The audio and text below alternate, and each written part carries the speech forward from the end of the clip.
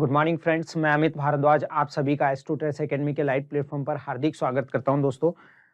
Last video के अंदर अपन ने देखा दोस्तों एल्यूमिनियम और कैल्शियम के बारे में अपन ने डिस्कस कर चुके थे। उनके कंपाउंड्स के बारे में, उनकी प्रॉपर्टीज के बारे में दोस्तों और निष्कर्षण के बारे में। आज अपन जिस मेटल के बारे में अपन डिस्कस करेंगे वो मेटल है दोस्तों कैल्शियम। सॉरी, कैल्शियम नहीं, कैल्शियम तो लास्ट वीडियो के अंदर अपन पढ़ चुके। चांदी, सिल्वर के बारे में अपन डिस्कशन करेंगे दोस्तों। तो जो नेक्स्ट मेटल है दोस्तों वो है सिल्वर। ठीक है, सिल्वर का प्रतीक चिन्ह होता है दोस्तों Ag। चांदी जो है, चांदी को रिप्रेजेंट किया जाता है Ag से, और चांदी को दोस्तों जाना जाता है दोस्तों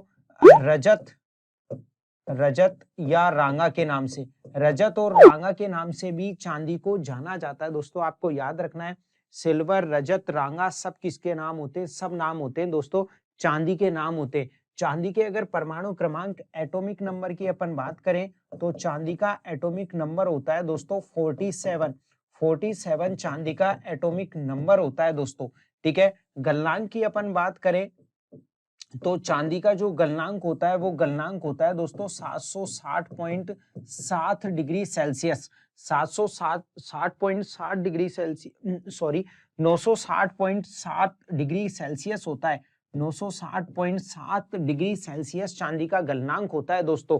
ठीक है, सफेद रंग की उजली हुई धातु होती है दोस्तों चांदी, एक प्रकार की रजत रांगा के नाम से इसको जाना जाता है। गलनांक होता है 960.7 डिग्री सेल्सियस। जबकि चांदी का जो क्वथनांक होता है वो क्वथनांक होता है दोस्तों कितना? 1954.9 डिग्री सेल्सियस। 1954.9 degree Celsius. चांदी को पिघलाने के लिए टेम्परेचर की रिक्वायरमेंट होगी 960.7 डिग्री सेल्सियस। और चांदी को अगर आपको उबालना है दोस्तों तो किस टेम्परेचर पर उबलने लग जाती है? तो वो उबलने लग जाती है 1954.9 डिग्री सेल्सियस पर। चांदी सर्वाधिक विद्युत की चालक होती है। सर्वाधिक विद्युत चालकता किसके अंदर पाई जाती है? तो सबसे ज्यादा विद्युत चालकता पाई जाती है दोस्तों चांदी के अंदर। क्यों होता है ऐसा दोस्तों?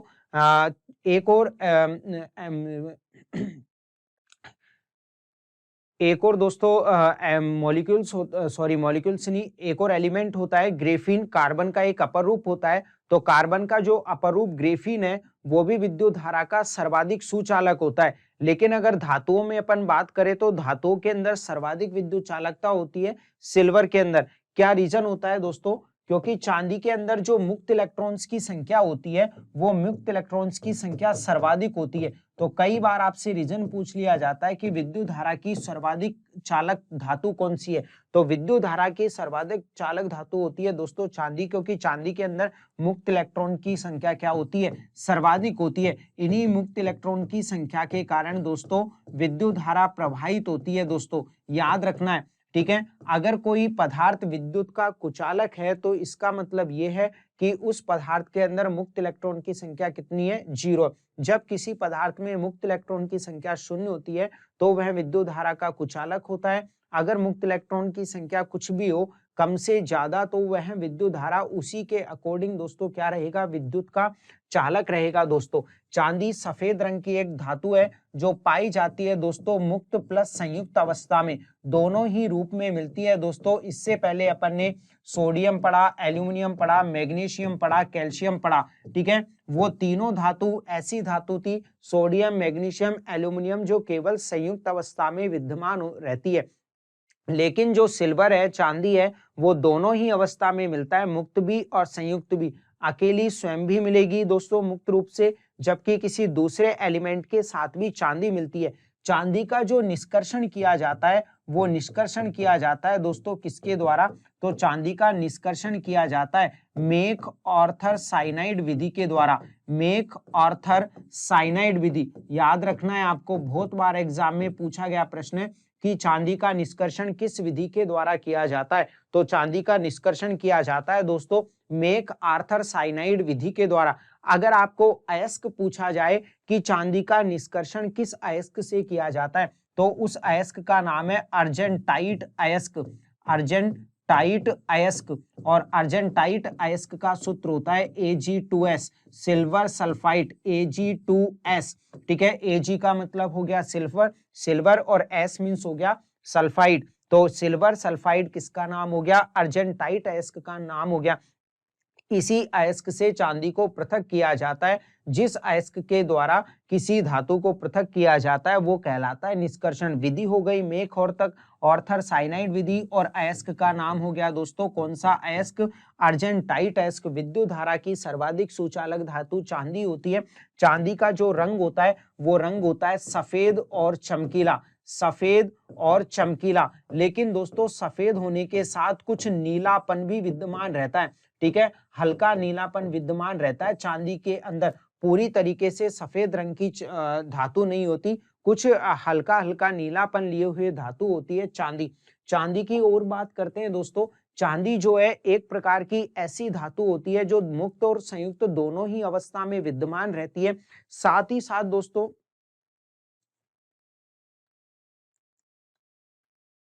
जो चांदी है दोस्तों, वो चांदी को जब वायु के अंदर खुला छोड़ दिया जाता है तो वायु में खुला छोड़ने पर चांदी के ऊपर किसकी परत जमा हो जाती है? तो वायु में खुला छोड़ने पर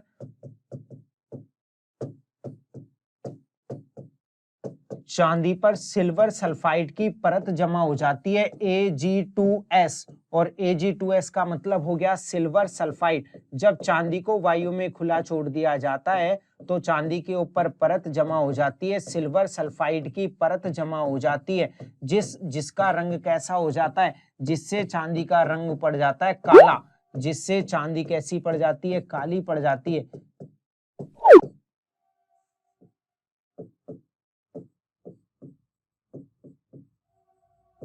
काली या धूमिल हो जाती है, ये आपको याद रखना है। अगर चांदी को वायु में खुला छोड़ दिया तो चांदी के ऊपर सिल्वर सल्फाइड की परत जमा हो जाती है, जिससे चांदी का रंग हो जाता है दोस्तों कैसा? काला हो जाता है। एक्चुअल में जो ओरिजिनल चांदी होती है वो ओरिजिनल चांदी दोस्तों ऐसी चांदी होती है जिसका रंग कुछ दिनों के बाद में कैसा पड़ने लग जाता है? फीका पड़ने लग जाता है। अगर कोई आपको चांदी का कोई आपने आभूषण पहना हुआ है और उस आभूषण का रंग कुछ दिनों के बाद भी वैसा ही रहता है, आपने उसको 2-3 साल यूज कर लिया लेकिन उसका कलर फीका नहीं पड़ रहा, तो इसका मतलब ये है कि वो एक्चुअल में क्या नहीं है? चांदी नहीं है। जो चांदी एक्चुअल ओरिजिनल में चांदी होगी उस चांदी का रंग कुछ दिनों के बाद कैसा पड़ने लग जाता है? फीका पड़ने लग जाता है दोस्तों। कई बार जो आभूषण आप पहनते हो दोस्तों, रिंग वगैरह, चांदी से बनी हुई चैन, तो कुछ दिनों के बाद में उस चैन का रंग काला पड़ने लग जाता है। क्यों काला पड़ने लग जाता है? क्योंकि अपनी बॉडी से जो पसीना निकलता है उस पसीने के अंदर सल्फर गैस विद्यमान होती है। और जब सल्फर की रिएक्शन चांदी से अपन कराते हैं तो क्या बनता है दोस्तों? तो बनता है सिल्वर सल्फाइड बनता है। और इसी सिल्वर सल्फाइड के कारण दोस्तों चांदी कैसी पड़ जाती है? काली पड़ जाती है। कहा जाता है दोस्तों कि अंडे को कभी भी किससे नहीं खाना चाहिए? अंडे को चांदी की चम्मच से नहीं खाना चाहिए। क्यों नहीं खाना चाहिए? क्योंकि अंडे को जब चांदी की चम्मच से खाया जाता है तो अंडे के अंदर विद्यमान होती है कौन सी गैस? अंडे के अंदर विद्यमान होती है कौन सी गैस दोस्तों? अंडे सल्फर गैस विद्यमान होती है, जिसी के कारण दोस्तों जिसी के कारण चांदी का रंग कैसा पड़ जाता है दोस्तों? काला पड़ जाता है। अंडे के अंदर सल्फर गैस विद्यमान होती है और चांदी की रिएक्शन जब सल्फर से करा दी जाती है तो सिल्वर सल्फाइड बनता है। और इसी सिल्वर सल्फाइड के कारण कैसा हो जाता है? चांदी की चम्मच का रंग पड़ जाता है, काला पड़ जाता है। तो एग्जाम में कई बार प्रश्न आता है कि जब चांदी को वायु में खुला छोड़ दिया जाता है या शुष्क हवा के साथ जब चांदी की रिएक्शन कराई जाती है तो चांदी के अंदर किस प्रकार का परिवर्तन देखने को मिलता है? तो आप बताओगे कि चांदी का रंग कैसा पड़ जाता है? काला पड़ जाता है या धूमिल हो जाती है? बिकॉज चांदी के ऊपर किसकी परत जमा हो जाती है? सिल्वर सल्फाइड की परत जमा हो जाती है। चांदी का यूज किया जाता है दोस्तों कहां पर? तो चांदी का यूज, नेक्स्ट पॉइंट में आते हैं चांदी के यूजेज। वर्क बनाने के अंदर, तार बनाने के लिए, स्वर्ण लेपन विधि के अंदर, ठीक है, आभूषण बनाने के लिए किसका यूज किया जाता है दोस्तों? चांदी का यूज किया जाता है। मेनली जो चांदी के यूज किए जाते हैं वो कंपाउंड्स के रूप में किए जाते हैं। चांदी के भी जिस प्रकार से सोडियम, मैग्नीशियम, एल्यूमिनियम के कंपाउंड्स अपन ने पढ़े, उसी प्रकार से फ्रेंड्स चांदी के भी बहुत सारे कंपाउंड्स है। कौन कौन से कंपाउंड्स है दोस्तों?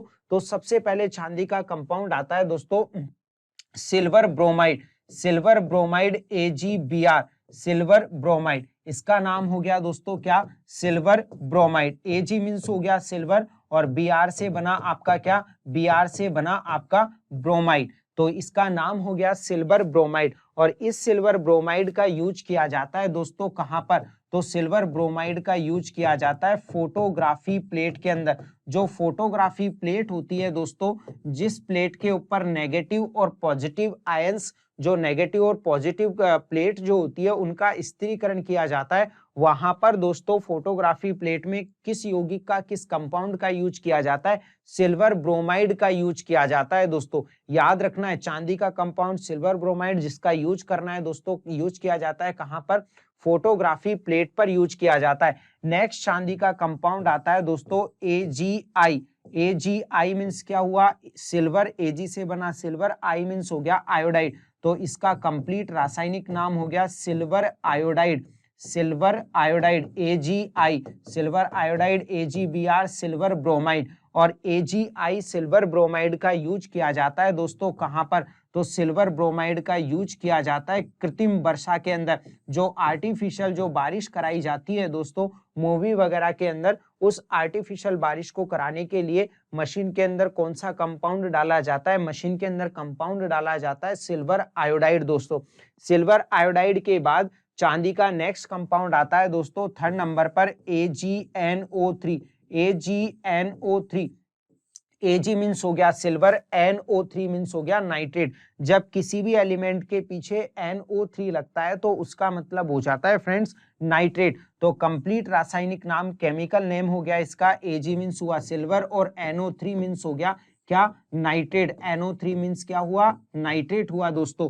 तो सिल्वर नाइट्रेट, और सिल्वर नाइट्रेट को जाना जाता है दोस्तों लूनार कास्टिक के नाम से। ये आपको याद रखना है, सिल्वर कास्टिक, सिल्वर का नाइट्रेट को किस नाम से भी जाना जाता है, लूनार कास्टिक। ये रासायनिक नाम हो गया, ये कॉमन नाम, सामान्य नाम, दैनिक नाम हो गया lunar caustic. Lunar caustic, silver nitrate, AgNO3 दोस्तों। और सिल्वर नाइट्रेट का यूज किया जाता है कहां पर, तो याद रखिएगा सिल्वर नाइट्रेट का यूज किया जाता है दोस्तों वोट डालने वाली शाही में। वोट डालने वाली शाही, जो वोट डालने आप जाते हो तो वहां पर जो शाही लगाई जाती है वो शाही किसकी बनी हुई होती है, तो वो शाही बनी होती है दोस्तों किसकी, सिल्वर नाइट्रेट यानी लूनार कास्टिक की बनी होती है। बहुत दिनों तक वो धब्बा रहता है, वो शाही अपने थंब पर लगी हुई रहती है दोस्तों, ठीक है। तो वो किसकी बनी हुई होती है, सिल्वर नाइट्रेट की बनी होती है दोस्तों। और एग्जाम में प्रश्न आता है कि सिल्वर नाइट्रेट जो होता है, उस सिल्वर नाइट्रेट को रंगीन बोतलों के अंदर भरा जाता है। क्यों भरा जाता है सिल्वर नाइट्रेट को रंगीन बोतलों में, कई बार एग्जाम में पूछा गया प्रश्न है दोस्तों, क्यों भरा जाता है, तो सिल्वर नाइट्रेट को रंगीन बोतलों में इसलिए भरा जाता है क्योंकि दोस्तों अगर आप कलरफुल बोतल के अंदर नहीं भरोगे, किसी एक कलर की बोतल के अंदर भरोगे तो दोस्तों उससे क्या होगा, बिल्कुल बिना विदाउट कलर वाली बोतल के अंदर भरोगे तो प्रकाश आएगा, और प्रकाश जो है वो इसके साथ मिक्स होगा और इसका क्या हो जाएगा, सिल्वर नाइट्रेट का अपघटन हो जाता है दोस्तों। उस अपघटन को रोकने के लिए सिल्वर नाइट्रेट को भरा जाता है दोस्तों कौन सी बोतलों में, तो वो भरा जाता है दोस्तों रंगीन बोतलों के अंदर भरा जाता है दोस्तों। याद रखना है आपको। क्यों, तो यहां पर एक पॉइंट बना है दोस्तों, सिल्वर नाइट्रेट AgNO3 को अपघटन से बचाने के लिए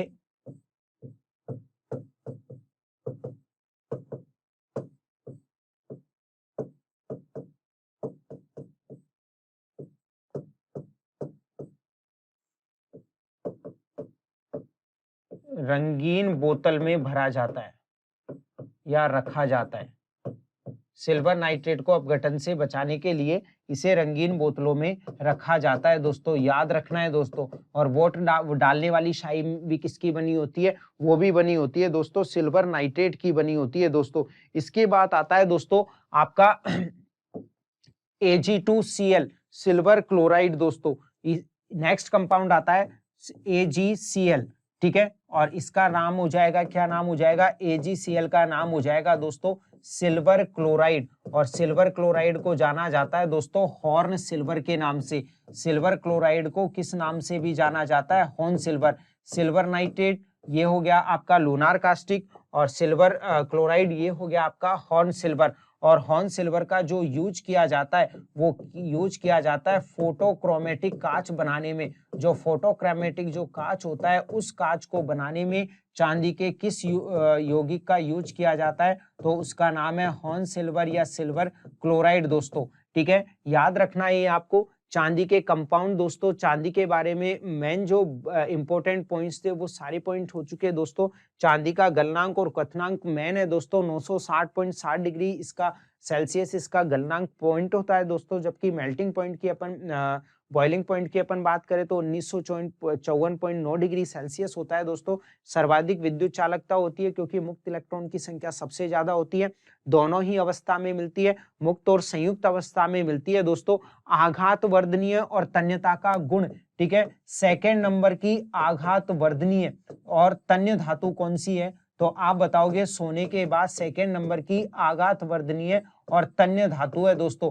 फर्स्ट नंबर पर आती है दोस्तों सोना, जबकि सेकेंड नंबर पर कौन आ जाता है, चांदी आ जाता है दोस्तों। सोने के बाद सेकेंड नंबर का आघात वर्धनीयता का गुण, ठीक है, मेलेबिलिटी और डक्टाइल नेचर कौन दिखाता है दोस्तों, तो सेकेंड नंबर पर मेलेबिलिटी और डक्टाइल नेचर दिखाता है आपका चांदी दिखाता है दोस्तों।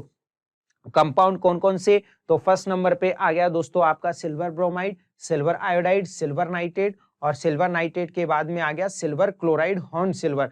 दो के नेम और भी है, हॉर्न सिल्वर यानी silver chloride, silver nitrate means lunar caustic दोस्तों, यूज किया जाता है फोटोग्राफी प्लेट में, कृत्रिम बारिश के अंदर सिल्वर आयोडाइड का, वोट डालने वाली शाही में सिल्वर नाइट्रेट का, जबकि सिल्वर क्लोराइड का यूज किया जाता है दोस्तों कहां पर, फोटोक्रोमेटिक कांच बनाने के लिए इन यौगिकों का यूज किया जाता है। एक प्रकार की दोस्तों मुलायम धातु नहीं होती दोस्तों, एक प्रकार की प्रतन्य धातु होती है, ठोस अवस्था में रहती है, मुक्त और संयुक्त दोनों ही अवस्था में विद्यमान रहती है, जिसका निष्कर्षण किया जाता है अर्जेंटाइट अयस्क के द्वारा। अगर इनके यूजेस की अपन बात करें तो कंपाउंड्स के यूजेस तो यहाँ पर मैं आपको बता चुका हूँ, साथ ही साथ दोस्तों बर्तन, आभूषण, सिक्के बनाने में इनका यूज किया जाता है, वर्क बनाने के लिए भी इनका यूज किया जाता है दोस्तों। ठीक है, तार बनाने में इनका यूज किया ही जाता है। तो ये कुछ इंपॉर्टेंट पॉइंट्स थे चांदी से रिलेटेड। चांदी के बाद जो नेक्स्ट जो एलिमेंट आता है, जो धातु एलिमेंट जो आता है, मेटल एलिमेंट, वो है दोस्तों सोना। नेक्स्ट एलिमेंट आ जाता है दोस्तों फिफ्थ नंबर का एलिमेंट सोना। ठीक है, और सोने की अपन बात करें तो सोने को रिप्रेजेंट किया जाता है एयू से। ठीक है, क्योंकि जो सोने का जो रासायनिक नाम होता है वो होता है ओरम। सोने को केमिस्ट्री के अंदर जाना जाता है दोस्तों ओरम के नाम से। ठीक है, परमाणु क्रमांक चांदी का था 47, सोडियम का 11, सोडियम के बाद अपन ने पढ़ा मैग्नीशियम का 12, एल्यूमिनियम का 13, आफ्टर देन चांदी का हो गया 47, 47, और सोने के परमाणु क्रमांक की बात करें तो सोने का परमाणु क्रमांक होता है दोस्तों 79। सोने का परमाणु क्रमांक कितना, 79 होता है दोस्तों सोना, ओरम। ठीक है, सोने का अगर अपन बात करें तो सोना भी एक ऐसा पदार्थ होता है दोस्तों जो किस अवस्था में मिलता है, सोना मिलता है संयुक्त अवस्था में मिलता है, कई बार सोना भी मुक्त अवस्था में पाया जाता है दोस्तों। और जो सोने का निष्कर्षण किया जाता है वो निष्कर्षण किस अयस्क के द्वारा किया जाता है दोस्तों, तो सोने का निष्कर्षण किया जाता है कैल्वेराइट और सिल्वरनाइट अयस्क के द्वारा। याद रखना है अर्जेंटाइट अयस्क के द्वारा किया जाता है चांदी का निष्कर्षण, जबकि कैल्वेराइट और सिल्वरनाइट अयस्क के द्वारा किया जाता है सोने का निष्कर्षण। सोना जो है एक प्रकार का पीलापन लिए हुए चमकीली धातु होती है सोना, चांदी नीलापन लिए हुए चमकीली धातु होती है, जबकि सोना पीलापन लिए हुए धातु होती है। भारत के अंदर सोने का जो उत्पादन होता है वो पूरे विश्व का केवल 2% सोना ही भारत के अंदर क्या होता है, उत्पादित किया जाता है दोस्तों। विश्व के अंदर सर्वाधिक सोना दोस्तों दक्षिण अफ्रीका, ऑस्ट्रिया, ऑस्ट्रेलिया के अंदर प्राप्त होता है, जबकि भारत के अंदर केवल 2% सोने का ही क्या होता है, उत्पादन होता है दोस्तों। ये कुछ इंपॉर्टेंट पॉइंट्स है जो आपको याद रखने। परमाणु क्रमांक हो गया सोने का कितना, 79। सर्वाधिक आघात वर्धनीय और तन्य धातु, सर्वाधिक आघात वर्धनीय, सर्वाधिक आघात वर्धनीय प्लस तन्य धातु कौन सी, तो सर्वाधिक आघात वर्धनीय और तन्य धातु होती है दोस्तों सोना। याद रखना है आपको। सोने के अगर अपन गलनांक की बात करें दोस्तों तो सोने का गलनांक होता है 1069 डिग्री सेल्सियस। सोने का गलनांक होता है 1069 डिग्री सेल्सियस। चांदी का गलनांक था 959 डिग्री सेल्सियस, जबकि सोने का गलनांक होता है 1069 डिग्री सेल्सियस। जबकि दोस्तों अगर अपन बात करें क्वथनांक की, तो सोने का क्वथनांक होता है फ्रेंड्स 2600 डिग्री सेल्सियस। सोने का क्वथनांक कितना? 2600 डिग्री सेल्सियस। गलनांक 1069, गलनांक और जो क्वथनांक है सोने का वो चांदी से दोस्तों ज्यादा ही होता है। चांदी का गलनांक था कितना? 959 डिग्री सेल्सियस, जबकि क्वथनांक था दोस्तों चांदी का कितना? चांदी का क्वथनांक था दोस्तों 1900 के समथिंग था, 1960 डिग्री सेल्सियस, जबकि क्वथनांक होता है 2600 डिग्री सेल्सियस। याद रखना है सोने का। सोने का जो मापन किया जाता है फ्रेंड्स, वो मापन किया जाता है किसके अंदर? कैरेट के अंदर सोने का मापन किया जाता है। सर्वाधिक शुद्ध सोना जो होता है दोस्तों, सर्वाधिक शुद्ध सोना वो कितने कैरेट का होता है? तो सर्वाधिक शुद्ध सोना होता है फ्रेंड्स कितने कैरेट का? सर्वाधिक शुद्ध सोना होता है 24 कैरेट सोने का, जिसके की बिस्किट मिलते हैं। ठीक है, 24 कैरेट सोने के आभूषण नहीं बनाए जाते। 24 कैरेट सोने के केवल क्या मिलते हैं दोस्तों? 24 कैरेट सोने के केवल बिस्किट ही मिलते हैं दोस्तों। सबसे शुद्ध सोना होता है 24 कैरेट सोना। जब आप ज्वेलरी वगैरह आभूषण लेने जाते हैं तो आपको बोला जाता है कि बिल्कुल 24 कैरेट है, ये जो आभूषण है, ये ज्वेलरी है, ये 24 कैरेट है, लेकिन होती 24 कैरेट नहीं है, वो 22 कैरेट होती है दोस्तों। याद रखना इस बात को। 24 कैरेट गोल्ड के केवल क्या मिलते हैं दोस्तों? बिस्किट मिलते हैं। और सबसे शुद्ध सोना 24 कैरेट होता है। जिस प्रकार से हीरे का मापन कैरेट में किया जाता है, उसी प्रकार से सोने का मापन किया जाता है, कैरेट के अंदर किया जाता है दोस्तों। अगर अपन बात करें 22 कैरेट सोने की, तो 22 कैरेट जो सोना होता है, 22 कैरेट सोना, इसके अंदर क्या होता है दोस्तों? 22 भाग सोना होता है। 22 कैरेट सोने में 22 भाग सोना होता है, जबकि 2 भाग क्या होता है? 2 भाग होता है दोस्तों आपका कॉपर का। क्यों मिलाया जाता है कॉपर? तो याद रखिएगा, सोने को कठोर बनाने के लिए क्या? सोने को कठोर बनाने के लिए क्या मिलाया जाता है? कॉपर मिलाया जाता है। सोने को कठोर बनाने के लिए, सोने को कठोर बनाने के लिए कॉपर मिलाया जाता है, तांबा मिलाया जाता है दोस्तों। याद रखिएगा, सोने को कठोर बनाने के लिए क्या मिलाया जाता है? कॉपर मिलाया जाता है फ्रेंड्स। ठीक है, तो जो 22 कैरेट सोना है उसके अंदर 22 भाग होगा सोना, 2 भाग क्या होगा? कॉपर होगा। इसी प्रकार से दोस्तों अपन बात करें कि 20 कैरेट सोने में अगर आपके पास 20 कैरेट सोना है, तो 20 कैरेट सोना है, तो 20 कैरेट सोने का मतलब क्या हुआ? 20 भाग तो हो गया आपका किसका? सोने का हो गया, जबकि बचा हुआ जो 4 भाग है वो किसका हो गया? कॉपर का हो गया। कई बार एग्जाम में पूछा जाता है आपसे कि आपसे पूछ लेते हैं, जैसे आपके पास 18 कैरेट गोल्ड है, ठीक है, तो 18 कैरेट जो सोना है, उस 18 कैरेट सोने के अंदर गोल्ड का परसेंटेज कितना होगा? ठीक है, कितने प्रतिशत शुद्ध शुद्ध है ये 18 कैरेट सोना? तो किस प्रकार से निकालोगे? तो निकालना है आपको 18 भाग, जितना भाग आपको दे रखा है दोस्तों वो आपको ऊपर लिखना है, नीचे आपको 24 लिखना है, और मल्टीप्लाई किससे करना है? 100 से करना है दोस्तों। तो कितना आ जाएगा यहाँ पर? ये आ जाएगा आपका, और ये आ जाएगा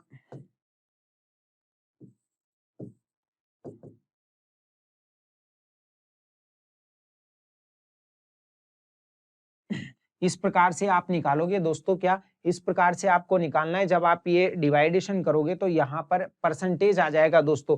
तो किसी भी, जब आपसे कितना भी आपको कैरेट सोना दे दे और आपसे पूछा जाए कि कितना परसेंटेज सोना है, तो आपको कुछ नहीं करना, जो भाग आपको दे रखा है दोस्तों वो भाग यहाँ पर आपको मेंशन करना है। जैसे 18 दे रखा है तो 18 बटे में 24, और मल्टीप्लाई किससे कर देना है? 100 से मल्टीप्लाई कर देना है आपको। ठीक है, जैसे आपसे पूछा कि 24 कैरेट सोना, तो 24 आपने लिखा, नीचे क्या लिखा? 24, और क्या कर दिया? 100 कर दिया। जो आया वो क्या आ गया? 100% आ गया दोस्तों। ठीक है, तो 24 कैरेट सोना 100% प्योर होता है दोस्तों। इसी प्रकार से आप 18, 20 और 22 का क्या निकाल सकते हो? परसेंटेज निकाल सकते हो दोस्तों। और आपसे पूछा जाए कि कॉपर का भाग कितना है, तो कुछ नहीं करना, आपको क्या कर देना है? माइनस कर देना है। किसमें से माइनस कर देना है? जो आपको दे रखा है भाग, उसमें से किसको माइनस कर दो? 24 को माइनस कर दो। 22 दे रखा है तो 24 में से माइनस किया तो कितना आया? 2, 2, तो 2 भाग क्या हो गया? कॉपर का।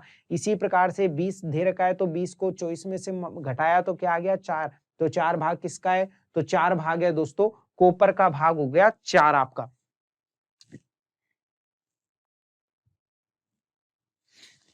नेक्स्ट आगे चलते हैं। सोना, चांदी और प्लेटिनम। सोना, चांदी और प्लेटिनम तीन ऐसी धातुएं होती है, इन धातुओं का जो निष्कर्षण किया जाता है दोस्तों, या इन तीनों धातुओं को दोस्तों पृथक करने के लिए किसका यूज किया जाता है? अम्लराज का प्रयोग किया जाता है। सोना, चांदी और प्लेटिनम तीनों ऐसी धातु है जो अन्य किसी मिश्रण के साथ मिक्स नहीं होती, केवल और केवल किस मिश्रण के साथ मिक्स होती है?